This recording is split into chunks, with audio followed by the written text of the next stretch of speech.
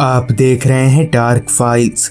तो चलिए बढ़ते हैं आज की इस कहानी की ओर। दोस्तों, ये बात उन दिनों की है जब मोबाइल फ़ोन या टेलीविज़न वगैरह इस्तेमाल में नहीं था। इसका मतलब है कि उस दौर में ये सारी चीज़ें नहीं हुआ करती थी और ऐसे में अगर किसी भी रिश्तेदार या कहीं पर भी कोई खबर पहुंचाना होता था तो किसी को भेजकर ही समाचार दिया जाता था। ऐसे ही एक दिन जब मेरे बड़े भैया की शादी लग गई तो मुझे अपने मामा के घर ये खुशखबरी पहुंचाने जाना था। अब इतनी दूर मैं अकेले तो जा नहीं सकता था, तो इसलिए मैंने अपने एक दोस्त को पकड़ा और फिर हम दोनों साइकिल पर बैठकर मामा जी के घर की ओर निकल पड़े।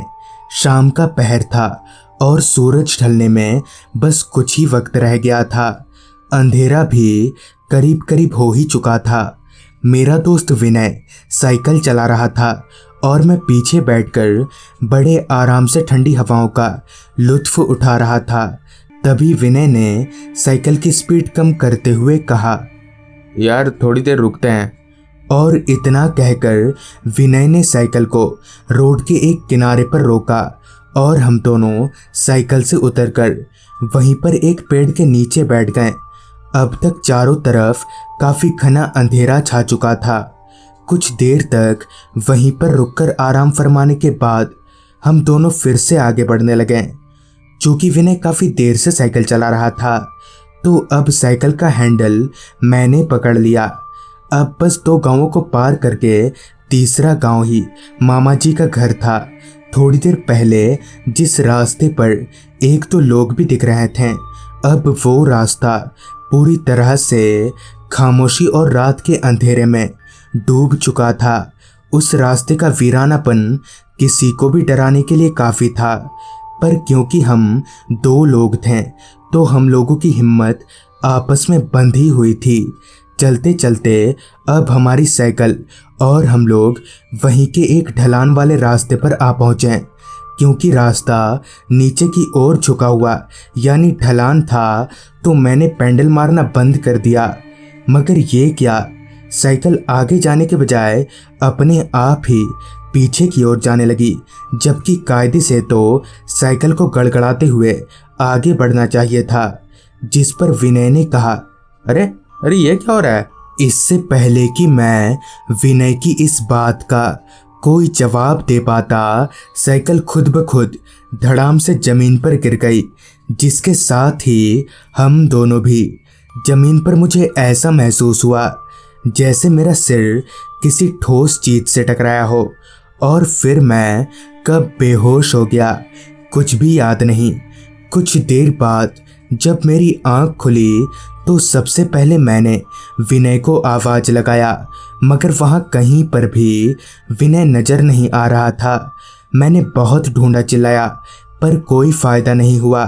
आखिर में थक हार कर मैंने अपना साइकिल उठाया और ना चाहते हुए भी आगे बढ़ने लगा। अभी मैं कुछ दूर ही गया था, तभी मुझे सामने की ओर से एक पंडित जी आते दिखे। मुझे लगा कि इन्हें सारी बात बता देनी चाहिए, शायद ये पंडित जी मेरी कुछ मदद कर सकें। सो मैंने वही किया। पूरी बात ध्यान से सुनने के बाद पंडित जी ने कहा, तुम मेरे साथ आओ, मैं जानता हूँ तुम्हारा दोस्त कहाँ होगा। पंडित जी की इस बात से मेरे भीतर एक अलग ही ऊर्जा जाग गई। फिर मैं और पंडित जी उसी जगह पर जाने लगे जहां मैंने आखिरी बार विनय को देखा था। कुछ देर बाद जब मैं और पंडित जी वहां पहुंचे तो उन्होंने कहा, यही है ना वो जगह जहां तुम लोग साइकिल से गिरे थे? सुनो, अब तुम मेरे पीछे पीछे चलना। और ये बोलते हुए पंडित जी रास्ते के किनारे जंगलों की ओर जाने लगे। तो मैंने भी अपना साइकिल रास्ते पर ही लगा दिया और पंडित जी के पीछे पीछे चलने लगा। ऐसे ही कुछ देर तक चलते रहने के बाद हम दोनों एक छोटी सी झोपड़ी के पास पहुँचे और जब हम दोनों अंदर दाखिल हुए तो पाया कि विनय वहीं पर जमीन पर पड़ा है। फिर हम दोनों ने मिलकर विनय को बेहोशी से जगाया और उस जंगल से निकलकर वापस रास्ते पर आ गए।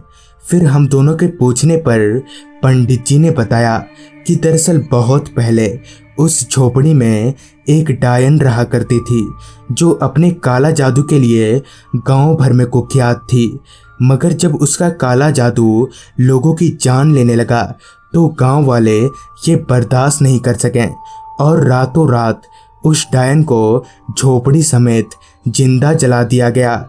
मगर जोश जोश में गांव वालों ने एक बहुत बड़ी गलती कर दी।